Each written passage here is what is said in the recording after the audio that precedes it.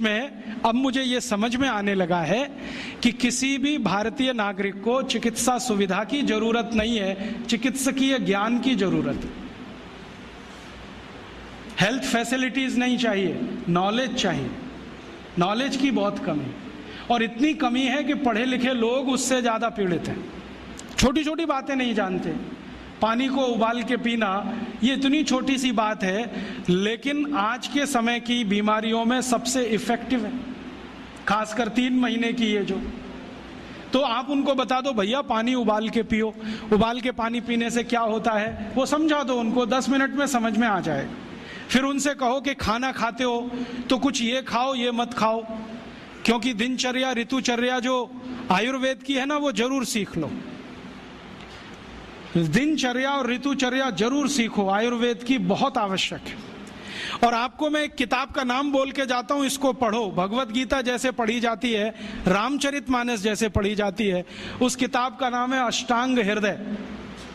इसका एक दूसरा नाम भी है अष्टांग संग्रह, पुराना नाम अष्टांग हृदय।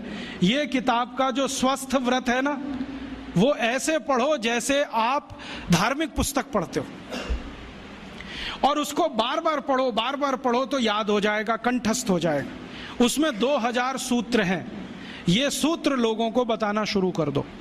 छोटे छोटे सूत्र हैं, जैसे खाना खाने के बाद पानी मत पियो, स्वस्थ रहना है जिंदगी भर तो खाने के 1 घंटे के बाद पानी पियो। क्यों नहीं पिए वो आप सब जानते हो, सरल भाषा में उनको समझा दो। फिर उनको बोलो पानी पियो तो घूंट भर भर के पियो, सिप करके पियो, ताकि ज्यादा लार शरीर में जाए, वात पित्त कफ तीनों संतुलित रहे। ठंडा पानी कभी मत पियो। मैंने दुनिया में ठंडे पानी पीने वालों को बहुत देखा है। यूरोप और अमेरिका के लोग चिल्ड वाटर पीते हैं, बर्फ का पानी फ्रिज में रख के पीते हैं। परिणाम जानते हैं क्या होता है?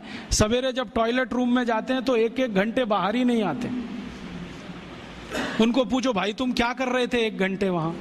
तो कहते हैं न्यूज़पेपर पढ़ रहे थे, मैगजीन पढ़ रहे थे। क्यों पढ़ रहे थे? स्टूल पास नहीं होता। क्यों नहीं होता? कॉन्स्टिपेशन है, जोर लगाना पड़ता है फिर भी नहीं होता। गाना भी गाते हैं मेरे सपनों की रानी कभी आएगी, फिर भी नहीं आती। और अंतिम दुष्परिणाम पता है क्या होता है? उनको पेट साफ तो होता नहीं, तो सांस में से भयंकर बदबू आती है। किसी अमेरिकन यूरोपियन के नजदीक बैठ जाओ, अगर वो लिस्ट्रीन स्प्रे करके नहीं आया तो 1 मिनट नहीं बैठ सकते।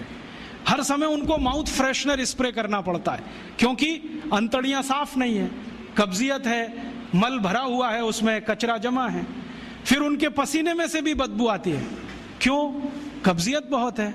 और पसीने की बदबू दूर करने के लिए डिओडोरेंट स्प्रे करते रहते हैं। और आप तो सब जानते हो कि अगर कब्जियत है तो बाल भी कड़क रहते हैं, तो उन कड़क बाल को सॉफ्ट करने के लिए क्या क्या सब करते हैं। शैम्पू लगाते हैं, शैम्पू के बाद पता नहीं क्या क्या लगाते हैं। ये सब वो जो करते हैं ना, उनकी मजबूरी है, स्टेटस सिंबल नहीं है। इसको अपने दिमाग से निकाल दो कि ये कोई स्टेटस सिंबल है। तो सरल भाषा में समझाओ, ठंडा पानी पीने से ये होता है, मत पियो, समझ जाएंगे। फिर उनको बोलो सवेरे उठो तो सबसे पहले पानी पियो। फिर उनसे बोलो खाना खाओ तो बैठ के खाओ, कभी भी खाना खाओ तो पूर्व दिशा में मुंह करके खाओ, सो तो पूर्व दिशा में। ये अष्टांग हृदय में इतने अद्भुत छोटे छोटी बातें हैं तो संस्कृत में है, लेकिन अब तो उसका हिंदी भी आने लगा है। तो हिंदी ले लो, हिंदी वर्जन ले लो, इसको पढ़ो, बार बार पढ़ो, और ये जाके गांव में सबको बताओ। फिर उनको कहो देखो ये तो है स्वस्थ रहने के लिए, अब तुम बीमार पड़ो तो बताओ तुम्हारी बीमारी क्या है। ये बीमारी है तो ये दवा है, ये बीमारी है तो ये दवा है। और मेरा आपसे एक निवेदन जरूर है कि अगर आप होम्योपैथी से भी इलाज करो तो उसकी मूल दवा जरूर बता दो। उनको ये ग्रीक और रोमन नाम में मत फंसाओ। आप कहोगे जी मैं तो ऑसिमम दे रहा हूं, ये उनको कहो ये तो तुलसी का रस है भैया, तुम्हारे घर में फूलों से बनी हुई है, आसानी से मिलती है, जयपुर में मिलती है, दिल्ली में मिलती है। भंडारी वालों को अक्सर ऑर्डर दे के रखो, हमको इतनी भेजो। उनको जो पता चल गया कि आप प्रचार के लिए कर रहे हो तो मुफ्त में भी दे देंगे आपको। तो इस तरह से आप गांव गांव जाओ, छोटे छोटे शिविर लगाओ, गांव वालों को इकट्ठा करो। गांव वाले बहुत दुखी हैं, शहर वाले भी दुखी हैं। वैसे तो वो दुखी हैं, इसका यही सबूत है कि रामदेव जी आए जयपुर में सवेरे 4 बजे तो सब लोग पहुंच जाते हैं वहां। पैसा भी देते हैं, समय भी देते हैं। और 4 बजे रामदेव जी कहें टांग ऊपर उठा लो तो उठा लेते हैं, कहें सिर नीचे कर दो तो कर लेते हैं, ऐसे कर लो तो कर लेते हैं। क्यों? परेशान है, दुखी है, शरीर उनका साथ नहीं दे रहा है। और इतने दुखी हैं कि रामदेव जी तो क्या, कोई टिम्बकटू आ जाए उसी के सामने वो आ जाएंगे। और वो दुनिया भर में घूम के आते हैं अपनी अपनी छोटी छोटी बीमारियां लेके। तो इन जो दुखी लोगों का थोड़ा थोड़ा आप मदद कर दो इलाज के रूप में, ये सब आपके भगत हो जाएंगे। और ये भगत हो जाएंगे तो कहो आप भी प्रचार करो इसका, वो भी करें, आप भी करो, तो ये इतना तेजी से मल्टीप्लाई करेगा कि 2-5 साल में एलोपैथी का बाजा बज जाएगा। और बजा देना है अपने को। हाँ, ये संकल्प लेके चलो कि इनका बाजा हमको बजाना है। मैं बहुत जल्दी एक टीवी चैनल शुरू करने जा रहा हूं एलोपैथी का बाजा बजाने के लिए। इनकी सब पोल खोलनी है मुझे।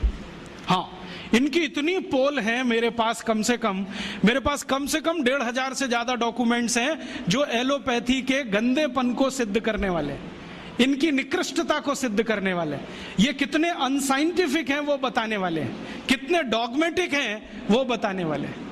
मेरे पास ऐसे बहुत इंटरव्यूज हैं बड़े बड़े डॉक्टरों के, वो कहते हैं कि हम कोई डायग्नोसिस नहीं करते, तीर मारते, लग गया तो ठीक, नहीं तो तुक्का। और वो कहते हैं हम तो एक ही सिद्धांत पे काम करते हैं, ट्रायल एंड एरर, देते जाओ गलतियां करते जाओ, देते जाओ गलती, भले मर जाए पेशेंट उसमें।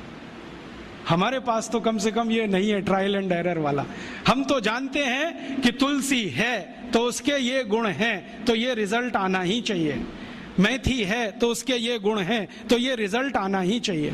हमको सब मालूम है, फिक्स है, यहाँ वेरिएशन नहीं है। मेथी के जो रिजल्ट चरक ऋषि को मिले वो आज भी मिलते हैं। इसमें इतना सातत्य है, वेरिएशन कहीं भी नहीं है। तो जो विज्ञान में सातत्य होता है, सत्य ज्ञान वही होता है। तो हमारे पास जो सत्य ज्ञान है इसको लेकर आगे बढ़ें और इसके अपने जीवन में भी और दूसरों के जीवन में प्रयोग करने के लिए प्रेरित करें। छोटी छोटी कुछ बातें आप भी अपने जीवन में करो।